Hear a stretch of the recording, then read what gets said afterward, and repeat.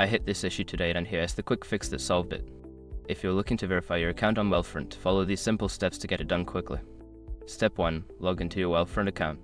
Start by opening the Wealthfront app or website and logging into your account using your credentials. Step 2. Navigate to account settings. Once logged in, go to the account settings section. This is usually found in the menu on the left side of the screen. Step 3. Find verification section. Look for the verification section within the account settings. This is where you will initiate the verification process. Step 4. Submit required documents.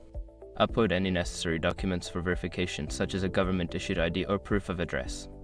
Make sure the documents are clear and legible. Note, if your ID is blurry, it may delay the process, so double-check the clarity before submitting. Step 5. Confirm verification status. After submitting your documents, check back in the verification section to see if your account has been verified. You should receive a confirmation email as well. That is it. You should now be verified and ready to use your Wealthfront account.